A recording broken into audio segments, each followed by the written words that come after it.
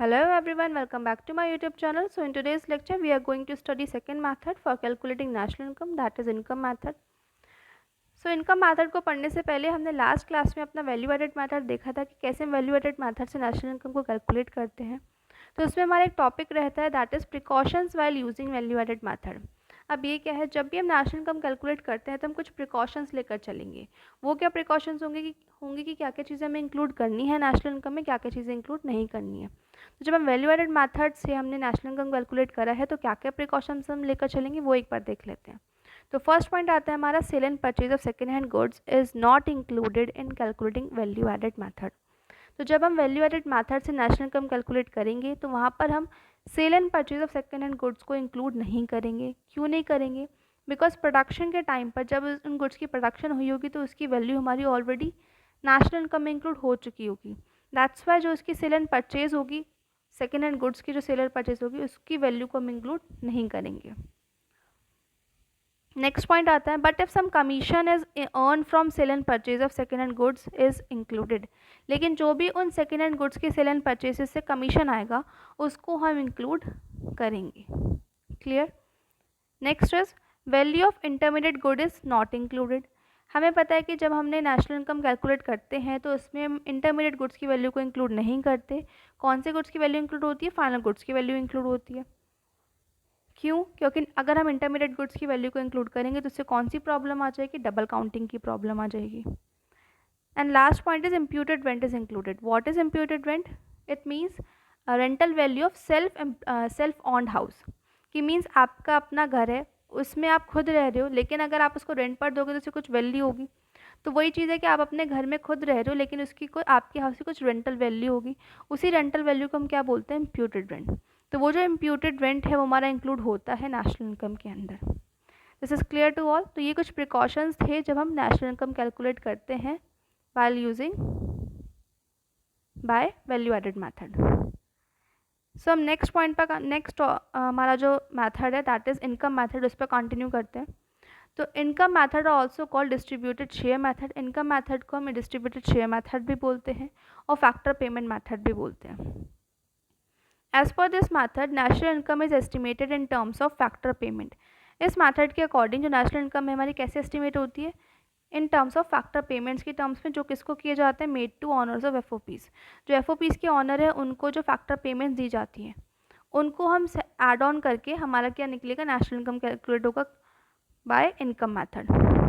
अब हमें पता है 4 एफओपीज होते हैं हमारे पास और यहाँ पर जो ऑनर ऑफ एफओपीज हैं वो कौन है? Households. As we know that कि वी हैव 4 एफओपीज। कौन कौन से होते हैं? Land, labour, capital and entrepreneur.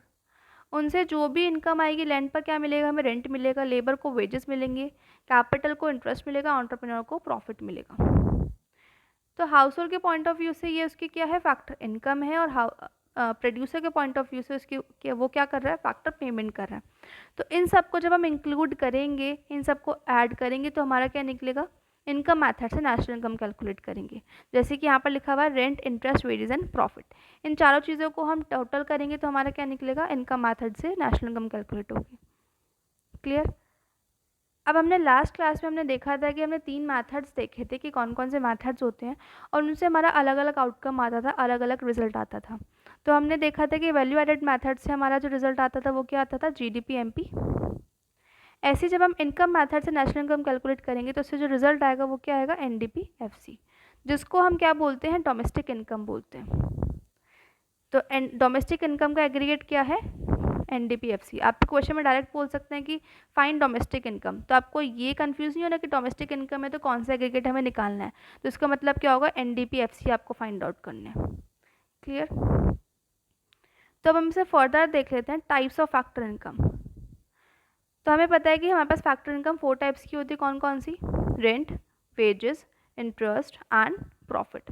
अब इसके कुछ सब हेडिंग्स हमको दी हुई, मीन्स हेडिंग्स कुछ दे रखी हैं कि उसके उस हेडिंग्स के अंदर हमारी ये सब हेडिंग्स आएंगी, वो हम देख लेते हैं। तो फर्स्ट आता है हमारा compensation to employees. Compensation to employees में हमारा वही चीज़ आएगी, वेजेस एंड सैलरीज वगैरह। जो हमारी फर्स्ट थी लेबर की जो भी लेबर की जो भी इनकम थी वो हम किस में लेकर आएंगे, कंपनसेशन टू एम्प्लॉयज़ में हमने इंक्लूड कर दिया। तो कंपनसेशन टू एम्प्लॉयज़ में क्या क्या इंक्लूड होगा, wages and salaries. Second, payment in kind. Payment in kind का मतलब कि आपको किसी भी काइंड में पेमेंट किया जा रहा है, फ्री अकोमोडेशंस वगैरह हमें दे दिए। Third is pension on retirement, जो रिटायरमेंट पे पेंशन मिल रही है वो हम इसमें इंक्लूड करेंगे। नॉट ओल्ड एज पेंशन, जो ओल्ड एज पेंशन है वो इंक्लूड नहीं होगी नेशनल इनकम में, लेकिन रिटायरमेंट पे जो पेंशन है वो इंक्लूड होगी, क्योंकि उसमें रिटायरमेंट पे पेंशन का मतलब कि पहले उन्होंने कभी वैल्यू एडिशन करा होगा हमारी इकॉनमी के अंदर, तो उनकी जो भी पेंशन है वो इंक्लूड की जाएगी, लेकिन ओल्ड एज पेंशन इंक्लूड नहीं होगी। Next is employers contribution to social security. हमें पता है कि एम्प्लॉयज़ के लिए सोशल सिक्योरिटी स्कीम चलाई जाती हैं, तो सोशल सिक्योरिटी स्कीम्स में एम्प्लॉयज़ भी कंट्रीब्यूट करते हैं और एम्प्लॉयर्स भी कंट्रीब्यूट करते हैं। तो हम यहाँ पर सोशल सिक्योरिटी में कौन सा किसका कंट्रीब्यूशन लेंगे, ओनली एम्प्लॉयर्स का कंट्रीब्यूशन जो होगा सोशल सिक्योरिटी में वो इंक्लूड करेंगे, एम्प्लॉयज़ का कंट्रीब्यूशन इंक्लूड नहीं होगा। तो ये हो गया हमारा, ये कौन सी हेडिंग के अंदर आया है सब चीज़ें, कंपनसेशन टू एम्प्लॉयज़। नेक्स्ट आता है ऑपरेटिंग सरप्लस। ऑपरेटिंग सरप्लस में क्या होता है, income from property and entrepreneurship. इसमें जो आएगा, इसमें तो हमारा वेजेस आ गया जो हमारा एफओपी था, फैक्टर ऑफ पेमेंट जो था हमारा। इसमें जो हमारे बचे हुए तीन एफओपीज हैं वो आ जाएंगे, फैक्टर पेमेंट्स आ जाएंगे। कौन कौन से, रेंट, इंटरेस्ट एंड प्रॉफिट। वो कौन सी हेडिंग के अंदर आ चुके हैं, ऑपरेटिंग सरप्लस के अंदर। तो ऑपरेटिंग सरप्लस में क्या आएगा, income from property and entrepreneurship. तो इसमें क्या क्या आएगा, रेंट। रेंट कहाँ से आता है, लैंड के ऊपर से आता है। इंटरेस्ट कहाँ से मिलता है हमें, कैपिटल पर मिलता है। और प्रॉफिट एंटरप्रेन्योरशिप की स्किल्स पर मिलता है। तो रेंट, इंटरेस्ट एंड प्रॉफिट, इन तीनों को हम इंक्लूड करेंगे, वो किस में आएगा, हमारा ऑपरेटिंग सरप्लस के अंदर आएगा। क्लियर है। अब नेक्स्ट है यहाँ पर हमारा प्रॉफिट में भी हमें कुछ फर्दर सब कैटेगरीज दे दी है। या तो आपको क्वेश्चन में डायरेक्टली प्रॉफिट गिवन होगा, प्रॉफिट को ऐड करोगे उससे आपका पूरा निकल जाएगा। लेकिन अगर आपको डायरेक्ट प्रॉफिट नहीं गिवन है और आपको कुछ अलग अलग सब पॉइंट्स गिवन होंगे तो उनको हम ऐड करेंगे तब हमारा टोटल प्रॉफिट निकलेगा। तो प्रॉफिट में भी क्या क्या चीज़ें आती है, डिविडेंड। जैसे कि हमें प्रॉफिट मिला तो उस प्रॉफिट को आप कुछ रिटर्न भी दोगे, तो वही रिटर्न का दूसरा नाम क्या दीजिए, डिविडेंड। नेक्स्ट हमारा कॉर्पोरेट टैक्स, कि आप उस प्रॉफिट में से कुछ आपका कुछ कॉर्पोरेट है, फर्म है, तो उस कॉर्पोरेट को में से मतलब आपका जो कॉर्पोरेट है उसका कुछ टैक्स आप दोगे, तो कॉर्पोरेट टैक्स दिया जाएगा उस प्रॉफिट में से। और कुछ अनडिस्ट्रीब्यूटेड प्रॉफिट है वो भी दिया जाएगा। तो प्रॉफिट में जो कैटेगरीज आ गई वो कौन कौन सी आ गई, dividend, corporate tax and undistributed profit. इन तीनों चीज़ों को आप ऐड करोगे तब आपका टोटल प्रॉफिट आएगा, वो आप इंक्लूड करोगे ऑपरेटिंग सरप्लस के अंदर। क्लियर है। तो ऑपरेटिंग सरप्लस में कौन कौन सी हेडिंग सब हेडिंग्स आ गई हैं, रेंट, इंटरेस्ट एंड प्रॉफिट। और प्रॉफिट को भी अंदर सब हेडिंग्स दे दिए, क्या क्या, dividend, corporate tax and undistributed profit. इन सब का आप टोटल करोगे। नेक्स्ट हमारी इनकम आती है, that is mixed income. Mixed income क्या है, income from self employed person. जो आपकी सारी बची हुई इनकम हो गई, मीन्स सेल्फ एम्प्लॉयड पर्सन की जो भी इनकम है उसमें तो सब चीज़ें मिक्स होंगी कि रेंट, वेजेस, क्योंकि आप खुद ही काम कर रहे हो और खुद अपनी ही आप खुद की इनकम जनरेट कर रहे हो, तो वो जो इनकम आएगी वो जो सेल्फ एम्प्लॉयड इनकम होगी वो कहाँ पर आएगी, आपकी मिक्स्ड इनकम के अंदर इंक्लूड होगी। तो अब जब हम नेशनल इनकम कैलकुलेट करेंगे तो हम क्या क्या चीज़ें लेंगे, compensation to employees plus operating surplus plus mixed income. इन तीनों को टोटल करेंगे तो हमारा क्या रिजल्ट आएगा, NDP-FC आएगा। क्लियर है। NDP-FC आने के बाद हमें कहाँ पर शिफ्ट होना है, NNP-FC पर शिफ्ट होना है। तो NNP-FC पर शिफ्ट होने के लिए हम क्या करेंगे, डोमेस्टिक से नेशनल पर जाने के लिए हम क्या करते हैं, प्लस NFI हम ऐड कर देंगे उसके अंदर, तो हमारा क्या निकल जाएगा, इस मेथड से नेशनल इनकम कैलकुलेट हो जाएगा। This is clear to you all. Next अब हम यहाँ पे क्वेश्चन देख लेते हैं। उससे पहले हम प्रिकॉशंस देख लेते हैं कि प्रिकॉशंस हम क्या क्या लेंगे वाइल यूजिंग इनकम मेथड। जैसे अभी हमने वैल्यू एडेड मेथड से जब हमने देखा कि वैल्यू एडेड मेथड को यूज़ करके हमने क्या क्या प्रिकॉशंस लेनी है जब हम नेशनल इनकम कैलकुलेट करेंगे, ऐसी इनकम मेथड से कैलकुलेट जब हम करेंगे तो उससे क्या क्या प्रिकॉशंस लेंगे वो देख लेते हैं। तो फर्स्ट है transfer earning are not included. मैंने बताया था ट्रांसफ़र अर्निंग क्या होती है, जो वन साइडेड पेमेंट्स होते हैं। तो transfer earning are not included, वो इंक्लूड नहीं होती नेशनल इनकम के अंदर। That is old age pension, unemployment allowances. जो ओल्ड एज पेंशन हमने अभी ऊपर बात करी कि ओल्ड एज पेंशन इंक्लूड नहीं होता, अनएम्प्लॉयमेंट अलाउंसेस जो हो गए हैं, पॉकेट मनी, ये सब इंक्लूड तो नहीं होगी नेशनल इनकम में। नेक्स्ट हो गया income from illegal activities are not included. जो भी इलीगल एक्टिविटीज़ होंगी उसकी जो भी इनकम होगी वो इंक्लूड नहीं होंगी। फर्स्टली क्यों नहीं होगी? क्योंकि वो इलीगल एक्टिविटीज़ हो रही है। तो लीगल एक्टिविटीज़ की जो भी कोई इनकम होगी वो इंक्लूड नहीं होगी नेशनल इनकम के अंदर। नेक्स्ट आ गया हमारा इम्प्यूटेड रेंट इज इंक्लूडेड। अभी हमने बात करी इम्प्यूटेड रेंट क्या होता है, तो इम्प्यूटेड रेंट इंक्लूड होगा नेशनल इनकम के अंदर। Next is commission of sale and purchase of second hand goods. जो भी सेल एंड परचेज के ऊपर कमीशन मिलेगा वो इंक्लूड होगा नेशनल इनकम के अंदर। Next income tax is not included. Income tax हमारा इंक्लूड नहीं होगा नेशनल इनकम में। क्यों नहीं होगा? क्योंकि जो इनकम टैक्स है वो किस में से दिया जा रहा है? कंपनसेशन टू एम्प्लॉयज़ में से, जो एम्प्लॉयज़ का कंपनसेशन हम कर रहे हैं। अब वो कंपनसेशन में क्या आ गया? वेजेस, सैलरीज वगैरह, वो तो ऑलरेडी हम इंक्लूड कर चुके हैं नेशनल इनकम में। तो इसी वजह से जो उनका, और उस कंपनसेशन में से ही वो लोग टैक्स देते हैं, तो ये कंपनसेशन हम ऑलरेडी इंक्लूड कर चुके हैं, तो इसी वजह से हम उसका जो टैक्स होगा वो इंक्लूड नहीं करेंगे। Next is income from lotteries are not included. जो जैसे हमने देखा कि इलीगल एक्टिविटीज़ की हम इनकम इंक्लूड नहीं कर रहे हैं, फॉर एग्जांपल गैम्बलिंग वगैरह से जो भी इनकम आ रही है, तो ऐसी जो भी लॉटरीज़ वगैरह लगी हैं उनसे जो भी इनकम जनरेट हो रही है वो भी हम इंक्लूड नहीं करेंगे नेशनल इनकम के अंदर। This is clear. सो अब हम देखते हैं, अब हम क्वेश्चंस देखते हैं कि इनकम मेथड से हम कैसे क्वेश्चन को कैलकुलेट करेंगे। तो हमारा ये क्वेश्चन वीके हो रही 2019 के एडिशन से क्वेश्चन है। तो इसमें हमें क्या करना है, इनकम मेथड के यूज़ से हमें कैलकुलेट करना है NDP, means net domestic income, gross domestic income, net national income and net national product FC. तो अभी आपको समझ नहीं आ रहा होगा ये एग्रीगेट्स क्या है, कि आपको तो समझ नहीं आ रहा है कि नेट डोमेस्टिक इनकम का एग्रीगेट मीन्स क्या और किस पर हमें निकालना है। तो जब भी आपको नॉर्मल दिया हुआ net domestic income, that is NDPFC की वो बात कर रहे हैं। जब भी आपको कुछ फैक्टर कॉस्ट, मार्केट प्राइस कुछ भी नहीं दिया होगा, तो हम उसको हमेशा किस पर निकालेंगे? फैक्टर कॉस्ट पर निकालेंगे। तो यहाँ पर आपको नेट डोमेस्टिक इनकम निकालना है, दैट इज एनडीपीएफसी आपको फाइंड आउट करना है। ग्रॉस डोमेस्टिक इनकम निकालना है, मतलब जीडीपीएफसी आपको फाइंड आउट करना है। ऐसे यहाँ पर net national income, that is NNPFC find out करना है, और net national product at MP means MP find out करना है।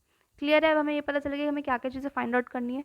अब हमें यहाँ पर आइटम्स गिवन है, indirect taxes, subsidies, depreciation, mixed income of self employed, operating surplus, NFI and compensation to employees. तो फर्स्ट हम देखते हैं, हमें पता है कि इनकम मैथड से हमारा क्या फाइंड आउट होता है? एनडीपीएफसी फाइंड आउट होता है। और इनकम मेथड में क्या क्या चीज़ें इंक्लूड होती है? Mixed income of self employed persons plus operating surplus plus compensation to employees. तो फर्स्ट हम देखते हैं, हमें मिक्स्ड इनकम कितनी गिवन है? 28,000। नेक्स्ट ऑपरेटिंग सरप्लस कितना गिवन है? 10,000 एंड कंपनसेशन टू एम्प्लॉयज़ 24,000। तो हम इन सबको ऐड कर देंगे, 28,000 mixed income, operating surplus 10,000 and compensation to employees 24,000। इन सब का टोटल करेंगे, हमारा एनडीपीएफसी आ जाएगा कितना? 62,000 करोड़। और NDPFC means domestic income. NDPFC को ही हम क्या बोलते हैं? डोमेस्टिक इनकम बोलते हैं। अब हमें क्या फाइंड आउट करना है सेकेंड पार्ट में? Gross domestic income, that is GDPFC find out करना है। हमारा एनडीपीएफसी फाइंड आउट हो चुका है। एनडीपीएफसी कितना है? 62,000। अब हमें कैसे जाना? नेट से ग्रॉस पर जाने, क्योंकि डीडी सेम है और एफसीएफसी सेम है। तो नेट से ग्रॉस पर जाने के लिए हम क्या करते हैं? Plus depreciation. डेप्रिसिएशन हमें कितना गिवन है क्वेश्चन में? 1700। तब हम यहाँ पर क्या करेंगे? प्लस डेप्रिसिएशन करेंगे 1700, तो हमारा जीडीपीएफसी निकल जाएगा कितना? 63,700 करोड़। थर्ड पार्ट में हमें क्या फाइंड आउट करना है? Net national income, that is NNPFC हमें फाइंड आउट करना है।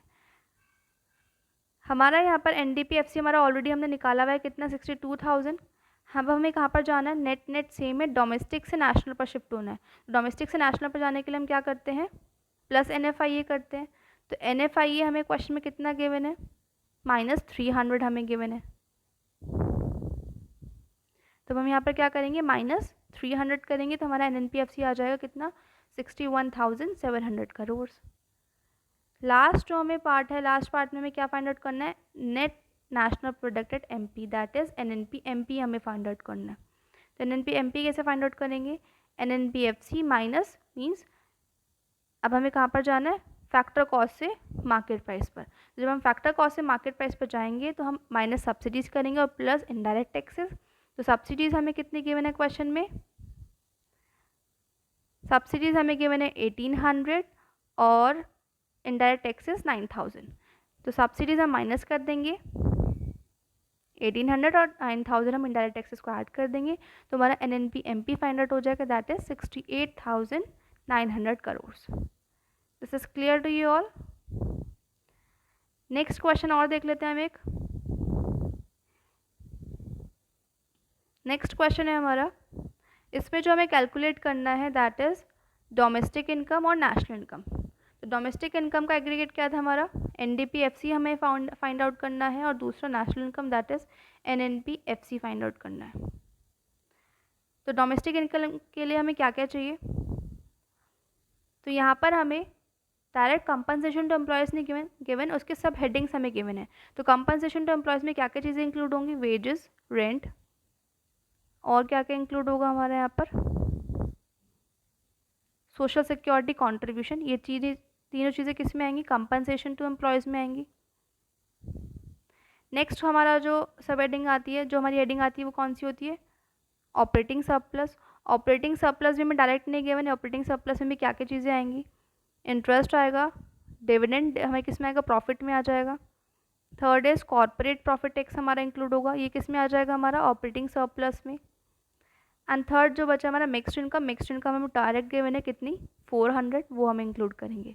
तो हम यहाँ पर देख लेते हैं एक बार। तो डोमेस्टिक इनकम में कैसे क्या क्या चीज़ आएंगी? वेजेस, रेंट, इंटरेस्ट, ये कौन सी हेडिंग में आ गई? Compensation to employees plus dividend. Dividend हमारा किस में आ जाएगा? डिविडेंड एंड अनडिस्ट्रीब्यूटेड प्रॉफिट, ये किस में आ जाएगा हमारा? ऑपरेटिंग सरप्लस में। Plus mixed income, mixed income हमारी किस में आ जाएगी? जो हमारा थर्ड हेडिंग थी। और सोशल सिक्योरिटी कॉन्ट्रीब्यूशन, ये हमारा किस में आएगा? कंपनसेशन टू एम्प्लॉयज़ में। प्लस कॉर्पोरेट टैक्स, ये किस में आएगा हमारा? ऑपरेटिंग सरप्लस में। तो इन सबको हम ऐड करेंगे तो हमारा डोमेस्टिक इनकम फाइंड आउट हो जाएगी। तो 10,000 plus 5,000, 400 plus 3,000 plus 400 plus 200 and 400 plus 400, तो हमारा डोमेस्टिक इनकम कैलकुलेट हो गई, दैट इज 19,800 करोड़। नेक्स्ट हमें क्या फाइंड आउट करना है? National income. नेशनल इनकम हम कैसे फाइंड आउट करेंगे? हमारे पास अभी जो आया वो कौन सी वैल्यू आई है? NDP-FC हमारा फाइंड आउट हुआ है। NDP-FC से हम किस पर शिफ्ट होंगे? नेशनल इनकम पर, दैट इज NNP-FC पर। NDP-FC से हम मीन्स डोमेस्टिक से नेशनल पर जाने के लिए हम क्या करते हैं? प्लस NFIA करते हैं। तो हमारा डोमेस्टिक इनकम कितना था? 19,800 करोड़। तो हम NFIA ऐड कर देंगे। NFIA हमें क्वेश्चन में कितना गिवन है? -300। NFIA जो हमें क्वेश्चन में गिवन है दैट इज 1000। तो हम 1000 यहाँ पर ऐड कर देंगे तो हमारा 20,800 करोड़ NNP-FC निकल जाएगा, दैट इज नेशनल इनकम हमारी फाइंड आउट हो जाएगी। So this is all. Method 2, that is income method. So thank you, thanks for watching. In next video we are continuing with third method, that is make expenditure method. So thank you, thanks for watching. Do like and subscribe.